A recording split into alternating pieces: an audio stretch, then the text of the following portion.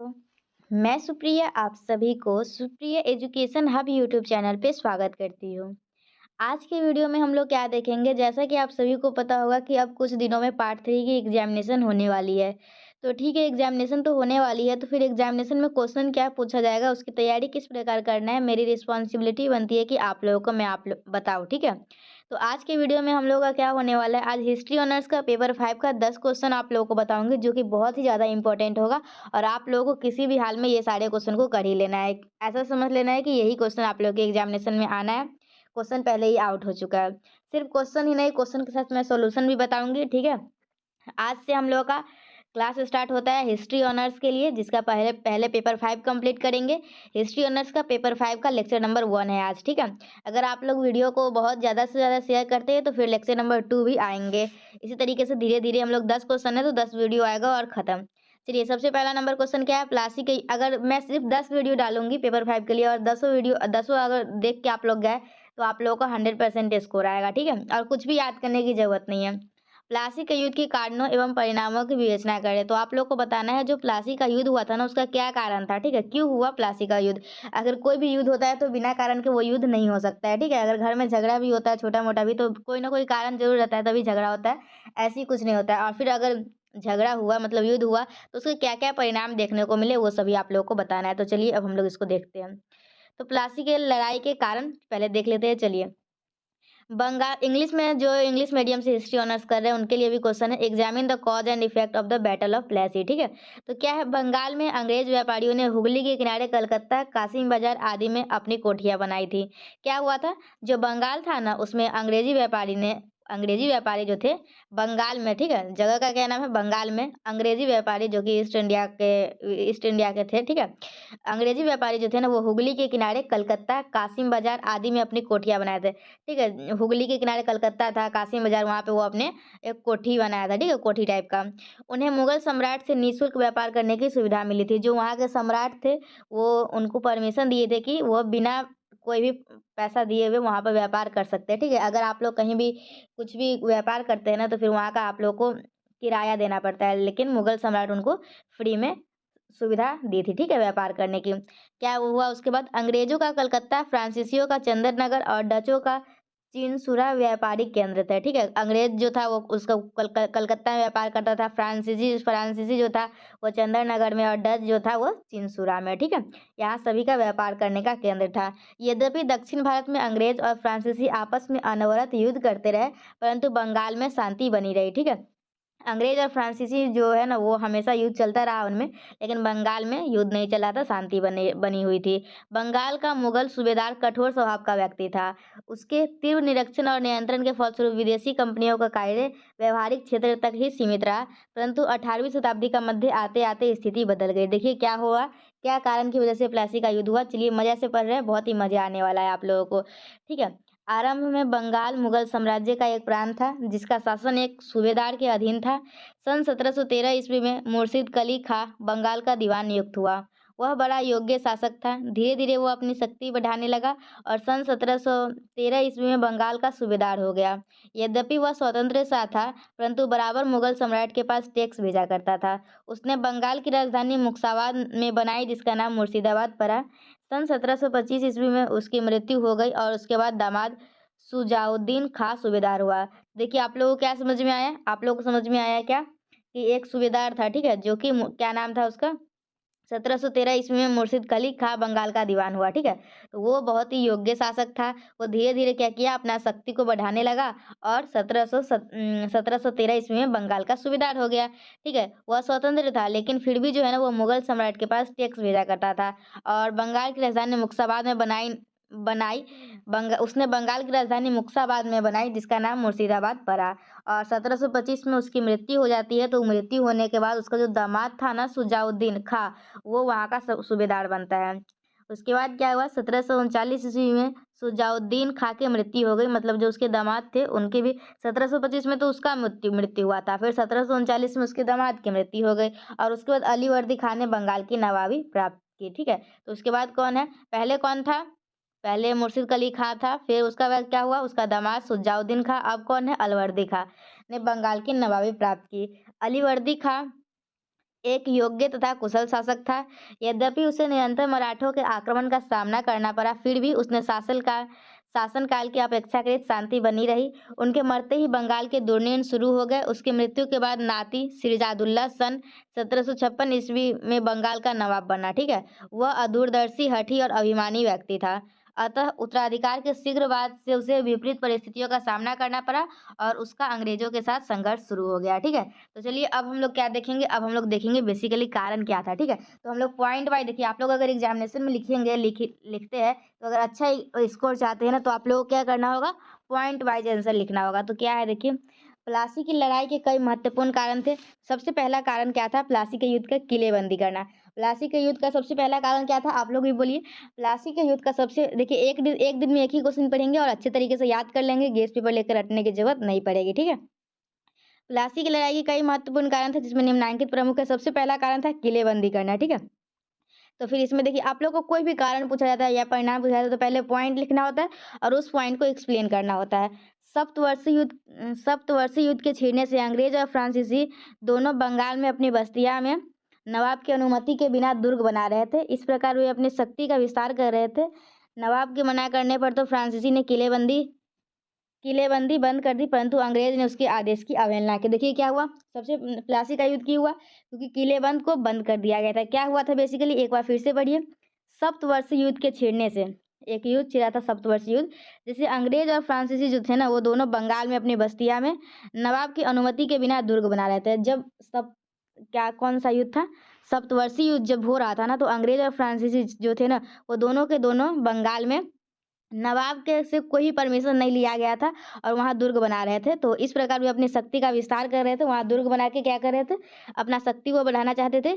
लेकिन नवाब मना किए उनको। ठीक है, नवाब के मना करने पर तो फ्रांसीसियों ने किलबंदी कर ली, परंतु अंग्रेजों ने उसके आदेश की अवहेलना की। ठीक है, तो क्या हुआ, जब नवाब मना करते हैं कि यहाँ दुर्ग नहीं बनाना है, तो वो फ्रांसीसी क्या करता है, किलेबंदी कर लेता है और अंग्रेज जो है उसका आदेश मानता ही नहीं है। दूसरा पॉइंट क्या है, दस्तक का दुरुपयोग। पहला तो समझ गया किलेबंदी, दूसरा क्या है, दस्तक का दुरुपयोग।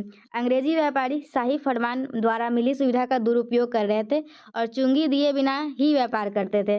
वे देश व्यापारियों के दस्तक देकर निःशुल्क व्यापार करने के लिए प्रोत्साहित करते थे। इसमें नवाब को आर्थिक क्षति हो रही थी। तो क्या नवाब को है ना, वो कोई भी टैक्स वगैरह नहीं देता था, कोई भी पैसा, और सीधा ऐसे ही फ्री में मतलब कि उसका दुरुपयोग कर रहा था, उससे व्यापार कर रहा था। ठीक है, तीसरा क्या है, अपराधियों के शरण। तो इसके अतिरिक्त अंग्रेजों ने नवाब के कुछ अभिव्यक्तियों को अपने यहाँ शरण दे रखे थे। अंग्रेजों ने नवाब के कुछ अभियुक्तों को अपने यहाँ शरण दे रखी थी और जब नवाब ने उन्हें वापस मांगा तो उन्होंने इनकार किया। आश्चर्य नहीं है कि नवाब इस विद्रोही व्यापारी मंडल से क्षुब्ध हो गया हो। तो पहला कारण क्या था, किलेबंदी करना। दूसरा कारण क्या था, दस्तक का दुरुपयोग किया जा रहा था। तीसरा कारण क्या था, अपराधियों को शरण दे दिया था। चौथा कारण क्या था, अंग्रेजों पर आक्रमण। जब नवाब के आदेश की अवहेलना कर अंग्रेजों ने कलकत्ता की किलेबंदी जारी रखी, तो नवाब ने उन्हें दंड देने के लिए कासिम बाजार की कोठी पर 4 जून 1756 ईस्वी को अधिकार कर लिया। इसके बाद उसने कलकत्ता पर आक्रमण कर दिया। घबराकर अंग्रेजों ने फुल्टा नामक द्वीप में भागकर शरण ली। बहुतों ने आत्मसमर्पण कर दिया और बहुत से लोग गिरफ्तार भी हो गए। ठीक है, फिर नेक्स्ट पॉइंट क्या है, काली कोठरी की कहानी। तो हॉलवेल के मतानुसार 18 फुट लंबी, 14 फुट 10 इंच चौड़ी एक कोठरी में 146 अंग्रेजी जून की प्रचंड गर्मी के बावजूद बंद कर दिए गए। सुबह होते होते उनमें से सिर्फ 23 जीवित बचे। इसे इतिहास में काली कोठरी की दुर्घटना की संज्ञा दी गई है। कुछ आधुनिक भारतीय इतिहासकारों ने हॉलवेल के मत को काल्पनिक बताया है। ठीक है, फिर नेक्स्ट पॉइंट क्या था, कलकत्ता पर अंग्रेजों का पुनः अधिकार। देखिए सबसे पहले समझिए, प्लासी के युद्ध के कारण को समझ रहे हैं तो कौन कौन कारण है, बस आप लोगों को पॉइंट याद रहना चाहिए, फिर अंदर में कुछ भी लिखिए कोई फर्क नहीं पड़ता है। पहला पॉइंट था किलेबंदी करना, दूसरा था दस्तक का दुरुपयोग, तीसरा था अपराधियों के शरण, चौथा क्या था, अंग्रेजों पर आक्रमण। बस इसी तरीके से पॉइंट याद करना है और अंदर में अपना कुछ भी कहानी लिख दीजिएगा। ठीक है, काली कोठरी की कहानी। फिर नेक्स्ट क्या है, कलकत्ता पर। ऐसे पॉइंट बना बना के लिखते हैं ना, और अच्छे अच्छे हैंड राइटिंग में, तो फिर अच्छा मार्क्स आएगा आप लोगों का। उसके बाद क्या है, कलकत्ता पर अंग्रेजों का पुनः अधिकार। जब कलकत्ता के सत्यानाश की सूचना मद्रास पहुंची तो वहां के अंग्रेज पदाधिकारी प्रतिशोध की भावना से जल उठे। उन्होंने क्लाइव तथा वाटसन के नेतृत्व में एक स्थल सेना और जल सेना बंगाल भेजी, जिसने शीघ्र ही कलकत्ता पर अधिकार कर लिया। विवश होकर सिराज को संधि करनी पड़ी। इस संधि के अनुसार अंग्रेजों की पुरानी व्यापारिक सुविधाएं लौटा दी गई और क्षति के लिए हर्जाना दिया गया। मुद्रा निर्माण एवं किलेबंदी का भी उन्हें अधिकार मिल गया। फिर नेक्स्ट पॉइंट क्या है, सिराजी के विरुद्ध षड्यंत्र, ठीक है, सिराज के विरुद्ध षड्यंत्र। परंतु इस संधि में अंग्रेजों तथा नवाब के बीच संघर्ष का अंत नहीं हो सका। क्लाइव ने सिराज को पदच्युत करने तथा उसके बहनोई मिर्जाफर को नवाब बनाने का षड्यंत्र रचा। उसने नवाब के विद्रोही दरबारियों के साथ मिलकर गुप्त संधि कर ली। नवाब के कोषाध्यक्ष राय दुर्लभ, सेनापति मिर्जाफर और बंगाल के सबसे संपन्न बैंकर जगत सेठ इस षड्यंत्र में शामिल थे। सेठ अमीनचंद ने यह धमकी दी कि यदि उसे 30 लाख रुपए और नवाब के कोष के 5% नहीं मिलेंगे तो वह सारा भंडा फोड़ देगा। विवश होकर क्लाइव ने उसे धोखा देने के लिए 2 संधि पत्र तैयार किए। जाली संधि पत्र में अमीनचंद की सारी मांगें स्वीकार कर ली गई और वाटसन ने उसे झूठे संधि पत्र पर अपना हस्ताक्षर करने से अस्वीकार किया, परंतु क्लाइव ने उसका जाली हस्ताक्षर जुड़वा दिया। ठीक है, सिराज के विरुद्ध जो है ना वो षड्यंत्र रचा गया। देखिए किस प्रकार से षड्यंत्र रचा गया, ये पूरा कहानी आप लोग देख ही लिए। चलिए, प्लासी का युद्ध के कारण समझ गए। कितने पॉइंट थे? 7 पॉइंट में लिखना है। आप लोग को सातों पॉइंट याद रखना है। किलेबंदी करना, दस्तक का दुरुपयोग, ये जितना भी मैं आप लोग को बताई हुई सातों पॉइंट बस याद रखना है थोड़ा सा दिमाग में, और बस लिखना है निम्नलिखित कारण थे और पहला पॉइंट लिखना है, फिर उसमें कुछ कुछ भर दीजिएगा। ऐसे में पढ़ाई हो तो थोड़ा बहुत तो याद होगा ही, बस कहानी बना के लिख देना है। ठीक है, फिर हम लोग का क्या था, प्लासी का युद्ध 23 जून 1757 ईस्वी में हुआ। कब हुआ प्लासी का युद्ध? 23 जून 1757 ईस्वी में। तो क्लाइव ने नवाब पर अलीगढ़ की संधि भंग करने का आरोप लगाया और शीघ्र ही एक सेना के साथ कलकत्ता से कूच किया। 23 जून 1757 ईस्वी में प्रभात से प्लासी के आम्र उपवन में सिराजुद्दौला की सेना और कंपनी की सेना में मुठभेड़ शुरू हुई, जिसे भारत के इतिहास में प्लासी के युद्ध के नाम से जाना जाता है। अपने दरबारियों की धोखाबाजी के कारण सिराजुद्दौला हार गया और युद्ध क्षेत्र से अपनी पत्नी लुत्फिनेसा और नौकर के साथ भागा, लेकिन पकड़ा गया। मुर्शिदाबाद की सड़कों पर हाथी के पैरों में बांधकर नवाब को घसीटा गया और मिर्जाफर के बेटे मिरन द्वारा उसकी सपरिवार हत्या कर दी गई। चलिए, ये तो आप लोग कारण देख लिए। अब हम लोग क्या देखेंगे, आखिर प्लासी का युद्ध हुआ तो फिर परिणाम क्या क्या मिला। ठीक है, उसका परिणाम। चलिए अब परिणाम देखते हैं। तो प्लासी की लड़ाई में विजय पाते ही अंग्रेजों ने मिर्जाफर को बंगाल का नवाब घोषित कर दिया। ठीक है, तो क्या हुआ, प्लासी की लड़ाई में अंग्रेज जब जीत गया ना तो वो मिर्जाफर को बंगाल का नवाब घोषित कर दिया। तो कंपनी को 24 परगने की जमींदारी और कलकत्ता के दक्षिण में 880 वर्ग मील भूभाग मिले, जिनसे लगान के रूप में 1.5 लाख पाउंड की आमदनी होती थी। क्लाइव को 2,34,000 पाउंड तथा वाटसन को 80 इकाई दहाई शीघ्र 8 लाख या 80,000, ठीक है, 80,000 पाउंड, 80,000 पाउंड, स्क्रैप्टन को 20,000 पाउंड, सवाल्स को 50,000 पाउंड इनाम मिले। अमीनचंद को कुछ भी प्राप्त नहीं हुआ, लेकिन अन्य षड्यंत्रकारियों को कुछ ना कुछ इनाम जरूर मिला। ठीक है, अब क्या हुआ, संक्षेप में प्लासी का युद्ध कोई बड़ा युद्ध नहीं था। जैसा कि KM पन्नीकर कहते हैं, प्लासी की घटना एक हुल्लड़ और भगदड़ थी, युद्ध नहीं। वस्तुतः यह एक रक्तहीन युद्ध था जिसका निर्णय युद्ध के पूर्व ही हो चुका था। फिर भी इसके परिणाम बहुत गंभीर हुए। इसी कारण से प्लासी के युद्ध की गणना विश्व के महत्वपूर्ण युद्ध में की जाती है। एडमिरल वाटसन के अनुसार प्लासी की लड़ाई में अंग्रेजों की विजय कंपनी के लिए ही नहीं वरन सामान्यतः ब्रिटिश के लिए महत्व की थी। ठीक है, तो एक आधुनिक लेखक ने लिखा है कि 1757 ईस्वी में भारतीय इतिहास के लिए एक युगांतकारी तिथि है, क्योंकि इस वर्ष इसने नया मोड़ लिया। इसके फलस्वरूप भारत में अंग्रेजों का प्रभाव ही प्रधान नहीं हो गया, वरन अंग्रेजी साम्राज्य की नींव भी भारी पड़ गई। इस युद्ध से अंग्रेजों की स्थिति सुदृढ़ हो गई। इस युद्ध ने भारत में कंपनी राज्य की स्थापना का मार्ग प्रशस्त कर दिया। इसलिए कहा जाता है कि the battle of Plassey brought about a marvellous transformation in the position of the British in India. ठीक है, तो ये हम लोग क्या देखे आज के वीडियो में। आज के वीडियो में हम लोग का देखिए ये सारा आप लोग का हिस्ट्री ऑनर्स पेपर 5 का लेक्चर 1 था। क्या था ये? हिस्ट्री ऑनर्स पेपर 5 का लेक्चर 1 था, जिसमें हम लोग प्लासी का युद्ध के कारण और परिणाम देखे। ठीक है, आप लोगों को भी सातों पॉइंट याद होगा कारण के, और इसका परिणाम में भी क्या क्या मिला। सबको इनाम दिया गया था जितने षड्यंत्रकारी थे, किसको कितना इनाम मिला, ये याद रहेगा तो अच्छी बात है। ऐसे याद ही रहेगा, कुछ विशेष नहीं है। ठीक है, और हम लोग नेक्स्ट वीडियो में क्या पढ़ेंगे, ये हम लोग का लेक्चर 1 था। जो भी स्टूडेंट लेक्चर 1 देखे हैं वो मुझे कमेंट सेक्शन में बताइए कि उनको लेक्चर 2 की जरूरत है या नहीं।